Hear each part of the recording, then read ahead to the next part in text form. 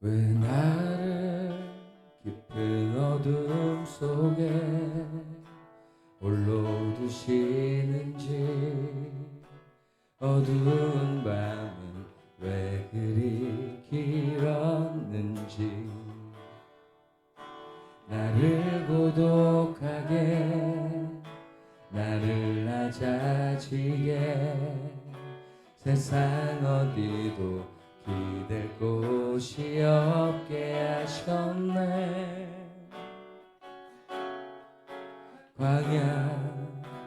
광야에 서 있네.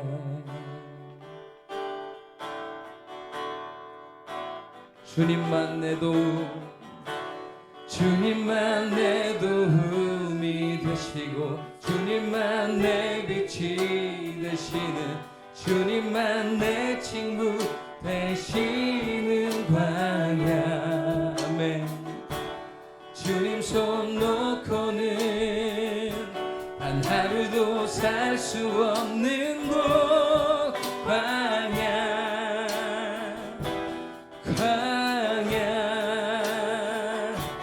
주께서 나를 사용하시려, 나를 더 정결케 하시려, 나를 택하여 보내신 그곳 광야. 성령이 내 영을 다시 태어나게 하는 곳, 광야. 광야에 서 있네. 왜 나를 깊은 어둠 속에 홀로 두시는지, 어두운 밤은 왜 그리 길었는지, 나를 고독하게, 나를 낮아지게, 세상 어디도 기댈 곳이 없게 하셨네. 광야에 서 있네. 주님만 내 도움이 되십니다. 주님만 내 빛이 되시는, 주님만 내 친구 되시는 광야. 아멘. 주님 손 놓고는 단 하루도 살 수 없는 곳, 광야.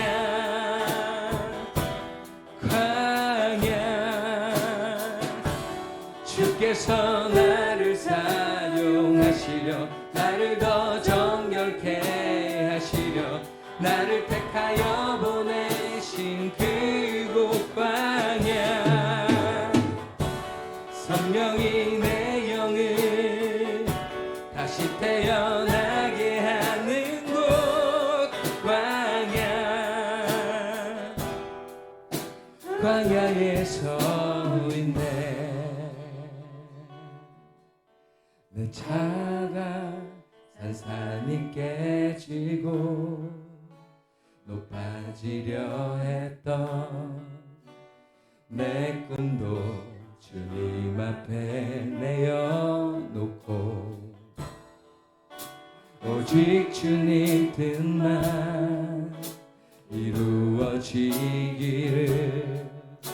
나를 통해 주님만 드러나시기를. 주님만 광야를 지나며.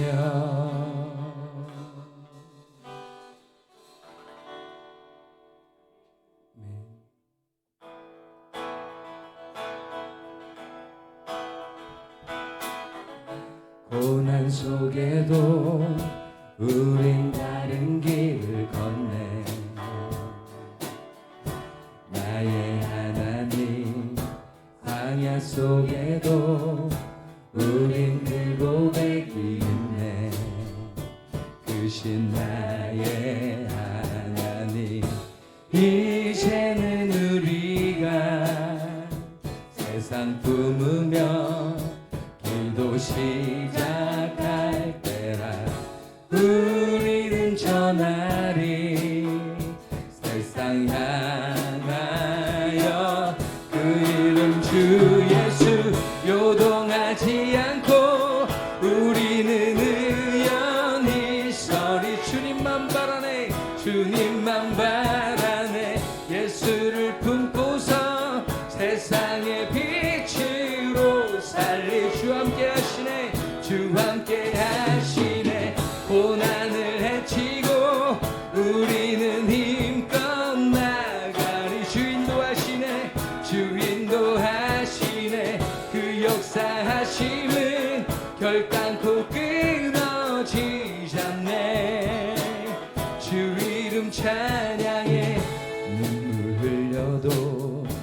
절대 포기 못할 일은 나의 하나님, 나의 하나님.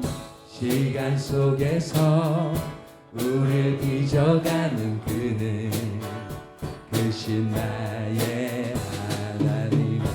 이제는 우리가 세상 품으며 기도 시작할 때라.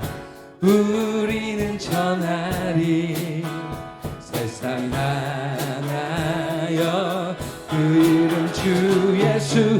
요동하지 않고 우리는 의연히 서리. 주님만 바라네, 주님만 바라네. 예수를 품고서 세상의 빛으로 주 함께 하시네, 주 함께 하시네. 고난을 헤치고 우리는 힘껏 나가리. 주인도 하시네. 그 역사하심은 결단코 끊어지지 않네. 주 이름 찬양해 요동하지 않고 우리는 의연히 서리. 주님만 바라네, 예수를 품고서 세상의 빛으로 살리. 주 함께 하시네. 고난을 헤치고 우리는 힘껏 나가리. 아멘. 주인도 하시네. 그 역사하심은 결단코 끊어지지 않네. 주 이름 찬양해.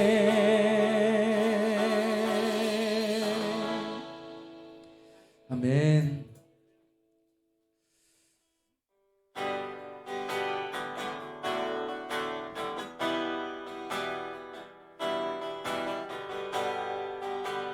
온 땅의 주인 되신 우리 주님을 찬양하기 원합니다. 온 땅의 주인 되신 주님이 내 이름 아시며 상한 맘 돌보네. 아멘. 아버지 감사합니다. 어둠을 밝히시는 새벽별 방황하는 내 맘 주길 비추시네.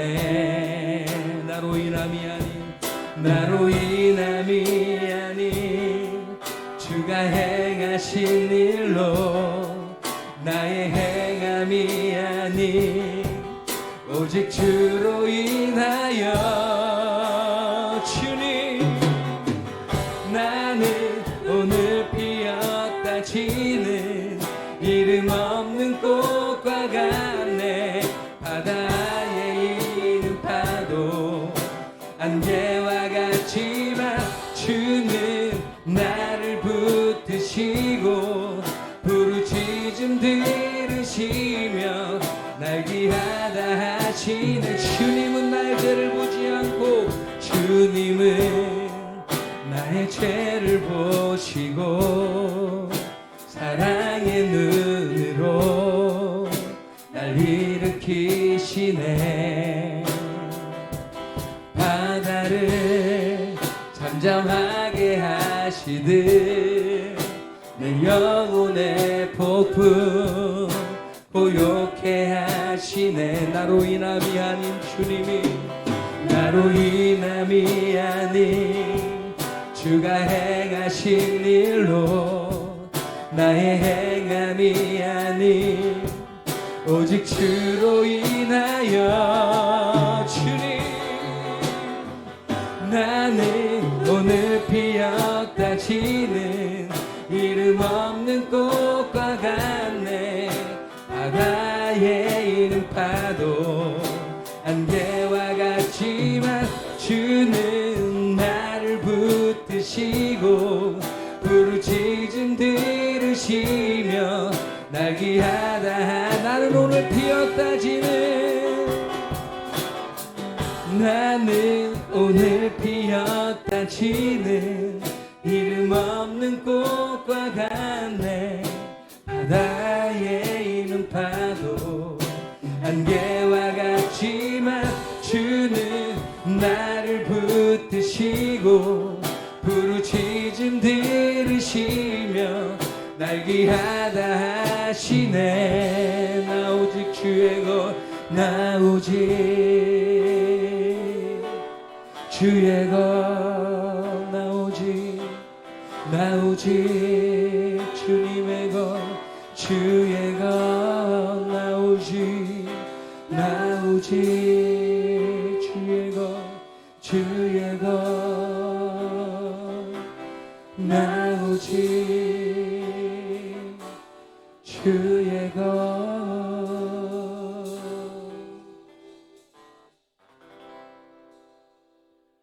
내 안에 사느니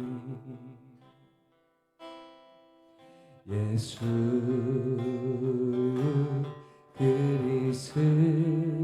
그리스도는 나의 죽음도 유익함이라. 내 안에 사느니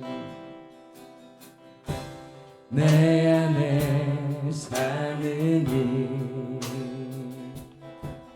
예수 그리스도니 나의 죽음도 유익함이라. 유익함이라. 나의 왕 내 노래, 나의 왕 내 노래, 내 생명 또 내 기쁨, 나의 힘, 나의 힘, 나의 것, 내 평화, 나의 주. 내 안에 사느니 내 안에 사느니 예수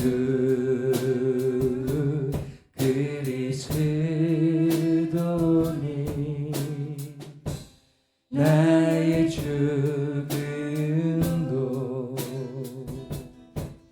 유익한. 내 안에 사느니 예수 그리스도 내 안에 사느니. 우리 음성으로 찬양합니다. 예수 그리스도니 나의 죽음도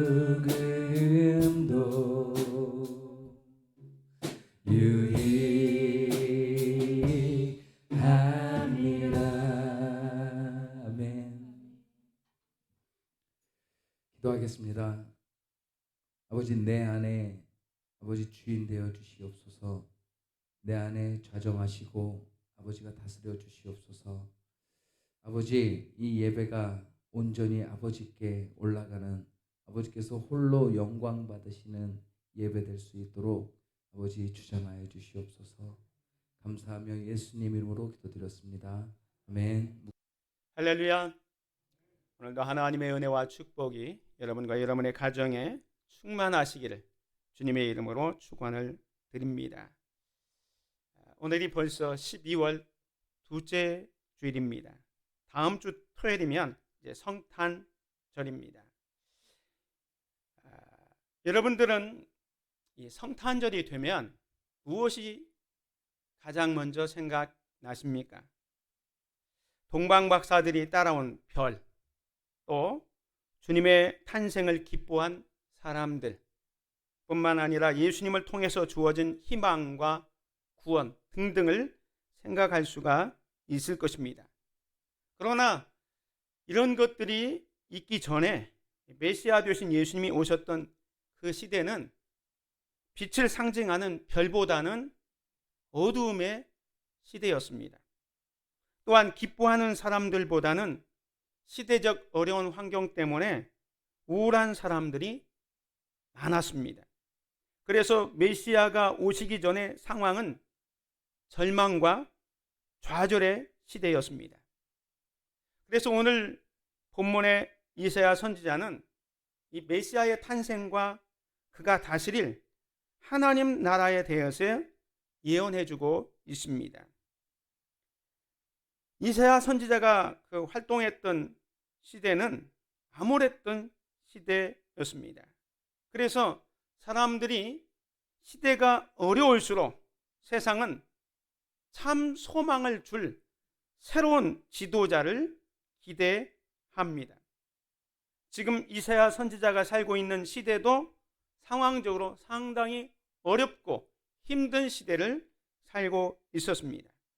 그것은 하나님께서 영적으로 타락하고 도덕적으로 타락하고 우상 숭배와 불법과 음행을 저지르고 있는 이스라엘 백성들과 유다 백성들에 대한 심판이 예고되고 있기 때문에 그렇습니다.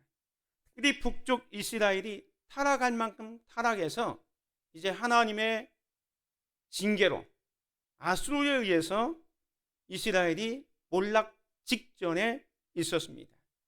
그런데 하나님께서 이 도구로 사용했던 아수르가 그만 교만합니다. 그래서 오늘 본문에 보면 메시아의 탄생을 이야기하는 내용을 보면 왜 갑자기 이사야가 이 메시아 탄생을 예고하고 있냐면 그 배경은 10장에서 볼 수가 있습니다. 10장에 보면 하나님께서 북쪽 이스라엘을 심판하기 위해서 아수르를 도구로 사용했는데 아수르가 북쪽 이스라엘만 멸망시키는 게 아니라 교만했습니다. 그래서 남아있는 남쪽까지 침범해서 아주 하나님의 백성들을 다 진멸하려는 그런 계획을 가지고 있었습니다. 그래서 하나님은 그건 아니다 라고 생각해서 이제 하나님께서는 남쪽 유다를 구원하기 위한 하나님의 놀라운 계획이 있음을 보여주는 말씀이 이 이사야 11장의 말씀이 되겠습니다. 그래서 새로운 시대, 새로운 지도자의 필요성이 부각되어졌고 그래서 하나님 나라를 세울 왕, 즉 메시아에 대한 예언을 지금 하고 있다라고 볼 수가 있습니다. 이사야 선지자는 우리가 진정으로 소망해야 할 나라는 북쪽 이스라엘이나 남쪽 유다처럼 하나님의 심판의 경고에도 불구하고 회개하지 않고 자기 멋대로 살아가는 그런 세상의 나라가 아니라 이제 메시아를 통해서 도래할 영원한 하나님 나라임을 우리에게 가르쳐주고 있는 것입니다. 그래서 이사야 선지자는 이 어려운 이스라엘 상황을 완전히 변화시킬 뿐만 아니라 완성하실 하나님 나라의 왕에 대해서 소개하고 있습니다. 오늘 본문에 보면 하나님 나라의 왕은 어디서 태어날 것인지, 그 왕은 또 어떤 분이신지, 그 나라가 어떤 나라인지를 우리에게 세 가지로 설명해 주고 있습니다. 첫 번째로 하나님 나라의 왕은 이새의 후손에서 나온다, 이렇게 예고하고 있습니다. 오늘 본문 말씀 11장 1절에 보면 이새의 줄기에서 한 싹이 나며 그 뿌리에서 한 가지가 나서 결실할 것이요. 이 말씀의 의미는 앞으로 오실 메시아는 하나님의 약속 가운데서 온다라는 것을 말씀하고 있습니다. 여기 1절에 이새의 줄기에서 한 싹이 난다라는 이 말은 바로 하나님께서 아브라함과 또 그의 후손 다윗을 통해서 약속을 하셨습니다. 구약성경에 보면 하나님께서 메시아에 대한 약속을 하셨는데 특별히 아브라함에게 먼저 약속을 하셨습니다. 창세기 22장 18절에 보면 내 씨로 말미암아 천하 만민이 복을 받으리니 이는 네가 나의 말을 준행하였음이니라 하면서 이제 아브라함의 후손을 통해서 앞으로 메시아가 올 것을 이미 아브라함에게 약속을 하셨습니다. 뿐만 아니라 사무엘하 7장에 보면 다윗에게도 약속을 하셨습니다. 네 수완이 차서 네 조상들과 함께 누울 때에 내가 네 몸에서 날 내 씨를 내 뒤에 세워 그의 나라를 견고하게 하시리라. 이렇게 약속을 하셨습니다. 즉 앞으로 오실 하나님 나라의 왕이신 메시아는 어느 날 갑자기 하늘에서 뚝 떨어지는 게 아니라 하나님께서 이미 아브라함과 또한 다윗에게 약속하신 대로 다윗의 후손을 통해서 이 땅에 오실 것을 약속하고 있는 겁니다. 그래서 실제로 예수님의 탄생을 기록한 마태복음에 보면 마태는 예수님의 족보를 이렇게 시작하고 있습니다. 아브라함과 다윗의 자손 예수 그리스도의 계보라.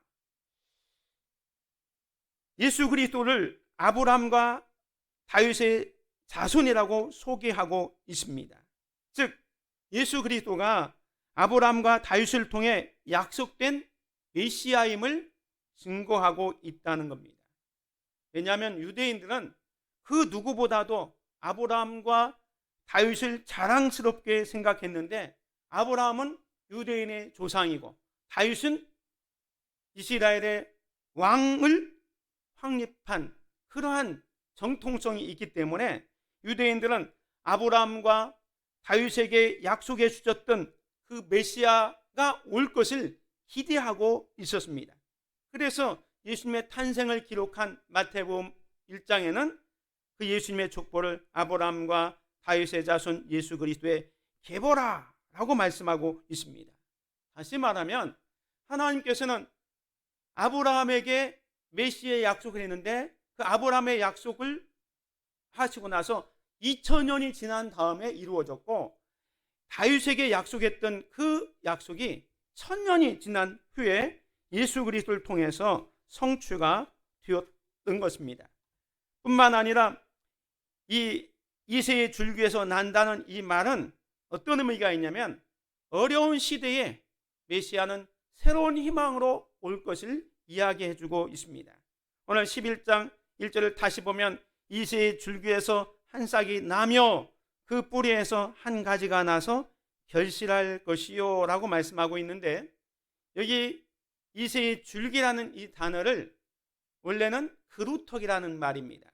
다시 말해서 쉬운 성경에 보면 이렇게 번역했어요. 이새의 그루터기에서 한 싹이 나며 그의 뿌리에서 한 가지가 나와 열매를 맺을 것이다.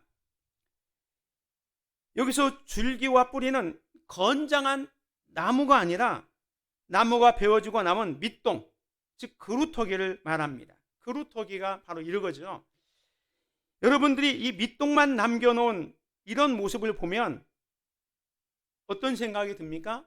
이 나무는 죽은 것처럼 보이지 않습니까? 이 나무는 이제 소망이 없는 것처럼 보입니다. 당시 죄악으로 말미암아 하나님의 징계를 받았던 이스라엘이 바로 이와 같았습니다. 그런데 지금 이사야는 그 잘라진 밑동과 같은 이 그루터기와 같은 이스라엘이지만 이새의 가문을 통해서 싹과 가라지가 나서 결실할 것이라는 희망의 메시지를 주고 있는 겁니다. 이렇게 밑동만 남아있는 이곳에 하나의 싹이 등장한다는 거예요. 이건 희망을 의미하고 있는 것입니다. 더 쉽게 설명하자면 이스라엘이 기다리고 있던 메시아는 화려한 왕실에서 탄생하는 것이 아니라 앞으로 이 다윗의 가문이 몰락할 것이다. 그러나 그 몰락한 가문에서 나실 것을 예고하고 있는 것입니다. 하나님은요, 위기의 상황에서 소망의 메시지를 주시는 분입니다. 이것이 메시아가 어려운 시대에 새 소망으로 오실 것을 말씀하고 있습니다. 특별히 오늘 본문의 이사야는 다윗의 후손이라고 이야기하지 않고 이새의 줄기라고 이야기한 것은 다윗은 이스라엘의 가장 위대한 왕이지만 그의 아버지 이새는 베들레헴이라는 작은 시골에서 양을 치던 이름 없는 목자에 불과했습니다. 지금 이사야가 다윗의 왕이 아니라 그의 아버지 이름 없는 시골 목자 이새의 줄기에서 메시아가 나온다고 예언하는 것은 앞으로 오실 메시아는 사람들에 의해서 인식하지도 못하고 주목받지도 못할 것을 말씀하고 있는 겁니다. 마치 이 그루터기에서 하나의 어린 줄기가 나왔을 때 누구도 이 줄기를 주목하지 않고 또 이상하게 보지도 않을 겁니다. 실제로 예수님께서 이 땅에 오셨을 때에 아까 우리가 교동문을 읽었지만 요한복음 1장 11절에 보면 자기 땅에 오매 자기 백성이 영접하지 아니했다라고 말씀합니다. 메시아 되신 예수님은 외적으로 볼 때 사람들의 기대와는 달리 매우 연약하고 볼품이 없지만 어려운 시대에 새로운 소망을 가지고 이 땅에 오실 것을 말씀하고 있는 겁니다. 실제로 예수님은 이 땅에 오셨을 때 흠모할 만한 것도 없었다고 했습니다. 그렇지만 예수님의 탄생은 어려운 시대에 모든 사람에게 희망, 소망이 되었습니다. 그래서 누가복음에는 예수님의 탄생을 예고하는 천사들이 이렇게 노래합니다. 천사가 이르되 무서워하지 말라. 보라, 내가 온 백성에게 미칠 큰 기쁨의 좋은 소식을 너에게 전하노라. 오늘 다윗의 동네에 너희를 위하여 구주가 나섰으니 곧 그리스도 주시니라.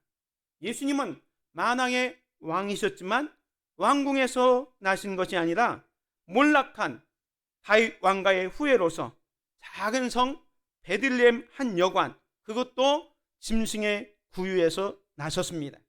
뿐만 아니라 예수님은 당시에 유대인들이 멸시했던 갈릴리에서 자랐고 직업 역시 당시 비천하게 여겼던 목수였습니다.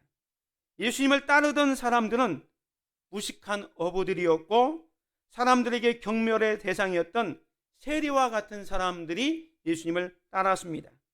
예수님 주변에는 항상 죄인들과 정결하지 못한 환자들, 그리고 소외받고 멸시받던 사람들이 모여 있었습니다. 뿐만 아니라 예수님은 자신을 따랐던 수많은 군중들의 요구에 의해서 극악무도한 죄수들이 처형당하는 십자가에 달려 죽임을 당하셨습니다. 이러한 예수님의 모습은 이사야 선지자가 예언한 대로 전혀 주목받지 못한 모습이었습니다. 그렇지만 사랑하는 성도 여러분, 예수님이 이처럼 비천한 삶을 사셨던 것은 원래부터 낮은 것, 천한 것을 좋아하셨기 때문이 아니었습니다. 예수님은 본래 존귀한 분이셨고 지극히 영화로우신 분이셨습니다. 그럼에도 불구하고 예수님께서 이처럼 비천한 삶을 사신 것은 이 땅에 죄가 들어온 후에 타락한 인간들이 가장 많이 고통을 당하고 있었기 때문에 예수님은 죄로 인한 그 사람들을 구원하기 위해서 일부러 낮고 천한 곳에 똑같이 그들과 함께 하셨던 겁니다. 그리고 악한 자들에 의해서 억울하게 죽어가는 그들을 구원하시기 위해서 스스로 억울하게 아무런 죄도 없지만 십자가의 죽음의 자리까지 서게 되신 것입니다. 이렇게 낮아지심으로 말미암아 그 예수 그리스도를 믿는 모든 사람에게 예수님은 하나님의 나라와 평화를 선물로 주셨던 겁니다. 그래서 오늘 본문 이사야 선지자가 예언한 것처럼 이새의 줄기에서 난 싹은 무엇을 의미하냐면 하나님 나라의 왕이신 예수 그리스도는 하나님의 약속을 따라서 하늘 보좌를 버리시고 이 땅에 오셨을 뿐만 아니라 지극히 비천한 삶 가운데 있는 우리를 섬김으로 우리를 비천한 데서 해방시키고 영원한 생명을 누리게 하시기 위해서 오신 분이다, 이렇게 소개하고 있는 것입니다. 우리가 이 은혜를 안다면 날마다 주님께서 주신 사랑과 은혜를 깊이 묵상하면서 감사와 찬양, 영광을 돌리는 삶을 살아야 할 것입니다. 그리고 묵묵히 예수님의 삶을 따라가야 할 것입니다. 두 번째로 이사야 선지자는 하나님 나라의 왕은 성령 충만한 모습으로 오신다, 이렇게 소개하고 있습니다. 2절에 보면 그의 위에 여호와의 영, 곧 지혜와 총명의 영이요 모략과 재능의 영이요 지식과 여호와를 경외하는 영이 강림하시리니 라고 말씀합니다. 여기 장차 오실 메시아에게 강림할 여호와의 영을, 즉 성령을 지혜, 총명, 오략, 재능, 지식, 여호와를 경외하는 영이라고 소개하고 있습니다. 특별히 여기서 여호와를 경외하는 영이란 여호와를 경외하게 하는 영이라는 뜻입니다. 다시 말해서 성령께서 부어주시는 지혜, 총명, 모략, 재능, 지식 등의 모든 은사들은 그 은사들을 체험한 사람들이 여호와 하나님을 경외하기 위해서 주시는 선물이라는 겁니다. 다시 말해서 우리가 성령 충만하면 우리 안에서 일어나는 가장 근본적인 변화가 무엇이냐면, 물론 우리가 성령 충만 받으면 그 성령 충만 받아서 열심을 다해서 복음 증거할 수 있고 성령의 은사인 방언과 어떤 신유의 은사들이 나타날 수 있을 겁니다.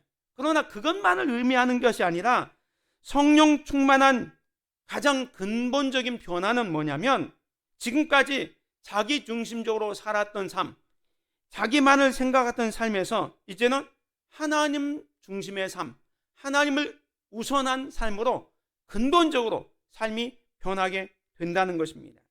그래서 성령님은 하나님을 경외하는 영이시기 때문에 성령 충만해지면 가장 먼저 내가 무엇을 하면 하나님을 기쁘시게 할까?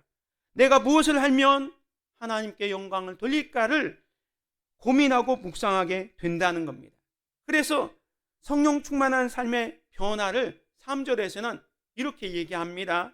그가 여호와를 경외함으로 즐거움을 삼을 것이며, 여기 전반에 보면 성령 충만의 삶 첫 번째 특징이 뭐냐면 여호와를 경외함으로 즐거움을 삼는다. 즉 믿음 생활에 기쁨이 있다라는 것을 이야기하고 있습니다. 여러분이 성령 충만하면 믿음 생활, 하나님을 경외하는 즐거움이 있다라는 겁니다. 여러분이 하나님을 섬기는 것이 즐거움이 없다? 성령 충만하지 못하는 겁니다. 실제로 누구보다도 성령 충만한 삶을 살았던 예수님의 삶을 보면 하나님을 경외하는 것이 그분의 삶의 기쁨이었고 즐거움이었고 또 목적이셨습니다. 예수님께서 이러한 삶을 사셨기 때문에 하나님께서도 예수님을 가리켜서 이는 내 사랑하는 아들이요 내 사랑하는 내 기뻐하는 자다, 이렇게 말씀을 하셨던 겁니다.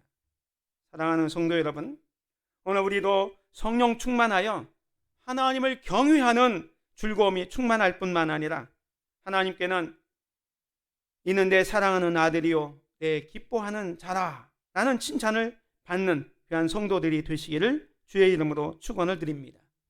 나아가 두 번째로 성령 충만할 때 나타나는 변화는 이 후반에 보면은 그의 눈에 보이는 대로 심판하지 아니하며 그의 귀에 들리는 대로 판단하지 아니한다. 즉 성령 충만하면 사람을 외모로 판단하지 않는다라는 겁니다. 실제로 예수님께서 이 땅에 오셔서 사람들을 외모로 판단한 적이 한 번도 없었습니다. 만약에 예수님께서 사람들을 외모로 판단하셨다면 그 당시 거룩한 척 했던 바리새인이나 서기관들과 아주 친밀한 교제를 나누셨을 겁니다. 그러나 예수님의 삶을 보면 오히려 바리새인이나 서기관들과 교제하기요 칭찬하기보다는 그들의 잘못된 것을 신랄하게 지적하고 책망했던 것을 보게 됩니다. 하나님 나라의 왕이신 예수 그리스도는 성령 충만하여 여호와 하나님을 경외하는 즐거움을 가지셨고 또 우리를 의무로 취하지 아니하시고 사랑과 은혜를 베푸시는 분이다 라고 이사야 선지자가 소개하고 있습니다. 뿐만 아니라 세 번째로 하나님 나라의 왕은 공의와 정직으로 세상을 통치하실 것이다, 이렇게 소개하고 있습니다. 오늘 4절 5절 보면 공의로 가난한 자를 심판하며 정직으로 세상의 겸손한 자를 판단할 것이며 그의 입에 막대기로 세상을 치며 그의 입술의 기운으로 악인을 죽일 것이며 공의로 그의 허리 띠를 삼으며 성실로 그의 몸에 띠를 삼으리라. 앞으로 오실 메시아는 이 세상을 통치하실 때에 공의와 정직으로 다스리신다라고 말씀하고 있다는 겁니다.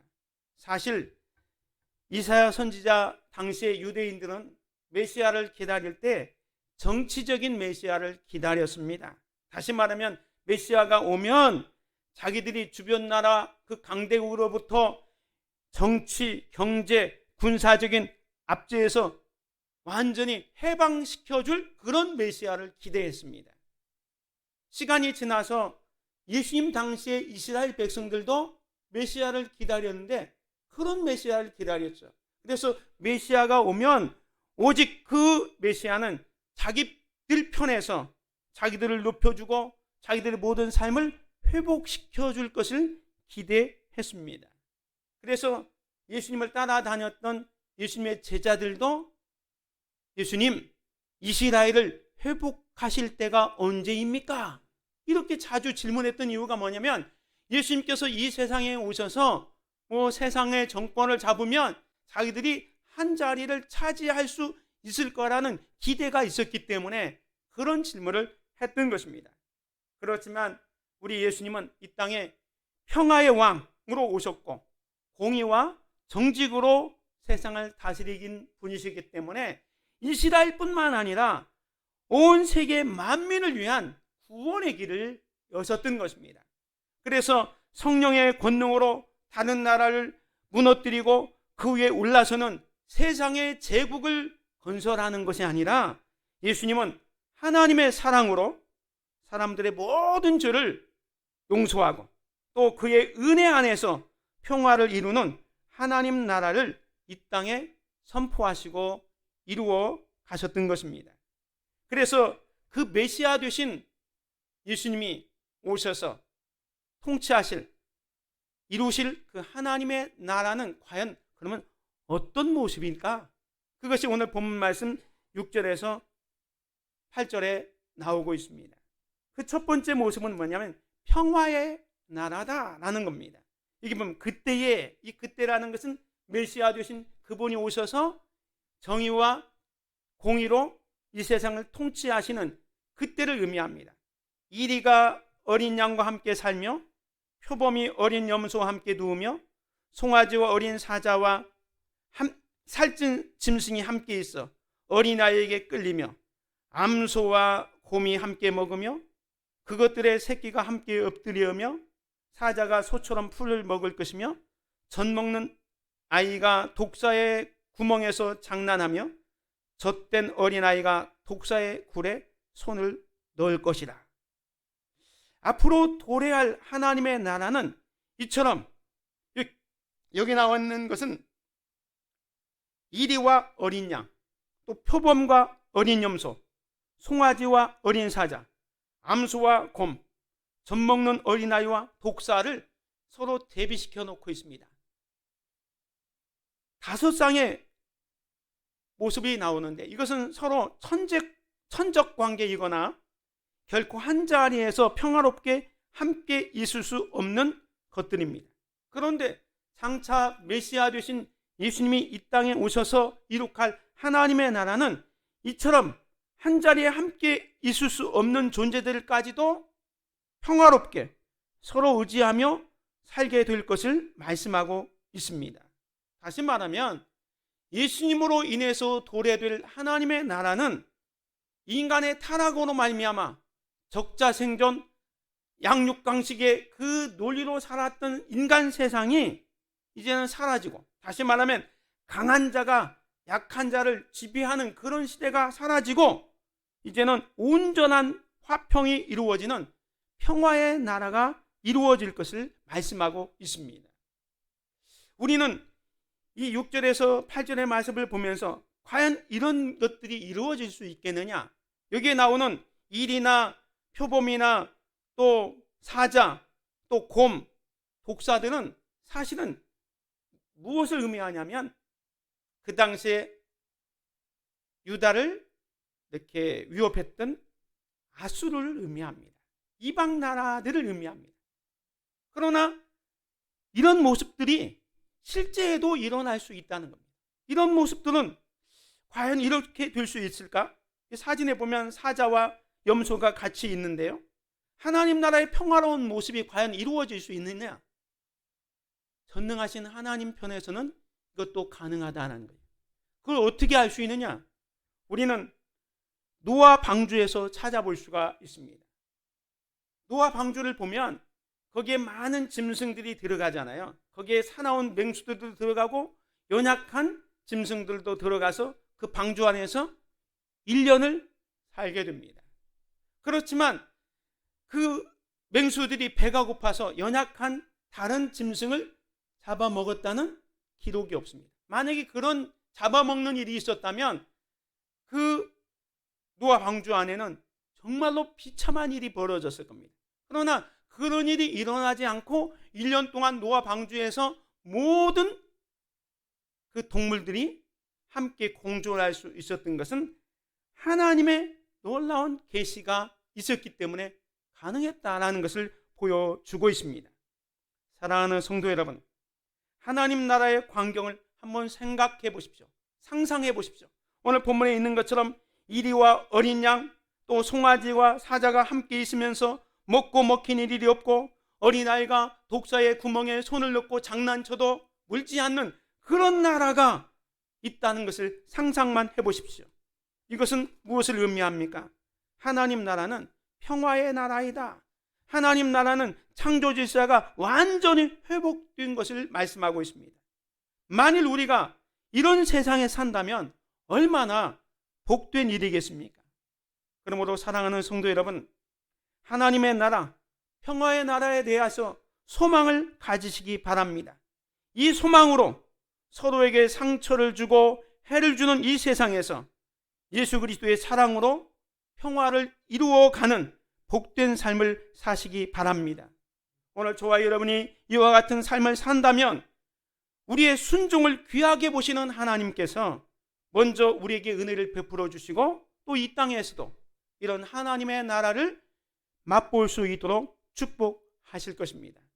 뿐만 아니라 두 번째로 하나님 나라의 왕이신 분이 통치하신 나라는 여호와를 아는 지식이 충만하다 이렇게 얘기합니다. 9절에 보면 내 거룩한 산 모든 곳에서 해됨도 없고 상함도 없을 것이니 이는 물이 바다를 덮음같이 여호와를 아는 지식이 세상에 충만할 것임이니라 말씀하고 있습니다. 여기서 여호와를 아는 지식이 무엇을 의미하냐면 하나님과 바른 인격적인 관계를 맺는 겁니다. 그래서 하나님을 두려워하며 하나님의 뜻을 온전히 순종하며 살아가는 것을 말합니다. 그러므로 이 말씀은 하나님 나라에 속한 사람들은 하나님의 말씀에 온전히 순종하는 삶을 살게 될 것을 말씀하고 있는 겁니다. 사실 이 땅에 양육강식 또 적자생존 이런 논리가 생겨난 이유가 뭡니까? 인간이 하나님의 말씀에 불순종해서 생겨난 죄악의 결과입니다. 때문에 만약 여러분의 삶 속에 다툼이 있고 또 스스로 해결할 수 없는 문제들이 있다면 하나님의 말씀에 순종하여 살아보시기를 바랍니다. 그리하면 다툼도 사라지고 모든 문제들도 언제든지 사라지게 될 것입니다. 그렇게 되면 오늘 본문에 예언된 그러한 놀라운 축복들이 여러분의 것이 될 것입니다. 하나님의 나라는요, 마지막 날이 되어서야 경험할 수 있는 곳이 아닙니다. 이 땅에 살고 있는 우리들이 하나님의 말씀에 순종한다면 우리가 서 있는 이 자리, 우리가 사는 이 자리가 곧 하나님의 나라가 될 것입니다. 이 땅에서 하나님의 평화, 하나님 나라의 축복을 누리시기를 주의 이름으로 축원을 드립니다. 사랑하는 성도 여러분, 오늘날 우리는 참으로 불안하고 불확실한 시대를 살아가고 있습니다. 2년 가까이 지속되고 있는 코로나 사태와 오랜 경제 침체 때문에 사람들은 꿈도 희망도 다 잃어버렸습니다. 사람들의 얼굴에는 웃음기가 사라졌습니다. 작은 일에도 예민하고 다들 화가 난 듯 날카로워졌습니다. 물질적으로는 예전에 비해서 훨씬 더 잘 먹고 잘 사는데 사람들은 기뻐하지 않습니다. 왜 그렇습니까? 불안한 미래, 경제적 어려움, 끊임없는 경쟁, 취업 문제, 질병과 죽음의 공포 등 모든 걱정거리뿐 기뻐할 것이 전혀 없는 시대를 살아가고 있기 때문입니다. 그러나 우리에게는 소망이 있습니다. 이 어둡고 위기의 시대에 주님이 오심으로 상황은 역전되고 우리에게는 큰 기쁨을 줄 것입니다. 이것이 예수 그리스도가 이 땅에 오신 성탄이 주는 축복입니다. 2000년 전에 오신 주님은 이세의 줄기에서 오신 분으로 하나님의 약속을 따라서 어두운 시대에 새로운 희망으로 오셨습니다. 하나님 나라의 왕으로 오신 예수님은 성령 충만해서 하나님을 섬기는 기쁨을 잃게 하여 줄 거고, 또한 우리를 외모로 판단하지 않으시는 분입니다. 뿐만 아니라 정의와 정직으로 공의로 이 세상을 통치하셔서 이 세상을 평화의 나라, 그리고 하나님을 아는 지식이 충만한 세상으로 만들어 주실 것입니다. 이제 우리는 이 땅에 다시 오실 주님을 기다리고 있습니다. 이사야 선지자가 그 혼란한 시대를 보면서 이 땅에 오실 메시아를 예언하였고, 그 예언대로 예수님이 이 땅에 오셔서 참된 평강과 기쁨을 주었습니다. 그러나 또다시 이 세상은 죄악으로 어두워졌고 힘들고 어려운 시대를 살고 있습니다. 하나님의 나라는 예수 그리스도를 통해서 이미 이루어졌지만 아직 완성되지 않았습니다. 다시 오실 예수님, 재림하실 예수님이 오시면 이 하나님의 나라는 완성될 것입니다. 우리는 힘들고 어려운 시대를 살고 있습니다.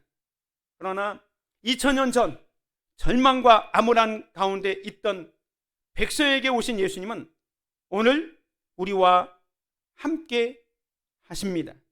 가장 소외되고 외롭고 슬퍼하는 이들의 마음속에 임하셔서 천국을 선물해 주실 것입니다. 우리 다 같이 이 주님을 기쁨으로 맞이할 수 있기를 주님의 이름으로 축원을 드립니다. 은혜로우신 아버지 하나님, 감사합니다. 이 세상은 어둠의 세상이고 절망과 좌절의 시대를 살아가고 있지만, 오히려 이 어둡고 좌절의 시대에 주님이 새로운 희망으로 오셔서 그 예수 그리스도를 믿는 자들에게 참된 기쁨과 새로운 소망을 주시니 진실로 감사를 드립니다. 아버지 하나님, 이번 성탄은 정말로 다른 어떤 때보다 더 크고 놀라운 축복이 임하는 성탄이 될 수 있도록 은혜를 베풀어 주시옵소서. 2년 동안 지속된 코로나에서 벗어날 수 있게 하옵시고, 좌절과 절망 가운데 있는 자들이 새로운 희망을 바라보는 이번 성탄이 될 수 있도록 주님 축복하여 주시옵소서. 그래서 우리의 삶 속에서 하나님 나라를 경험하고 하나님의 나라의 축복을 또 더 확장시켜 갈 수 있도록 은혜를 베풀어 주시옵소서. 예수 그리스도의 이름으로 기도드립니다. 아멘.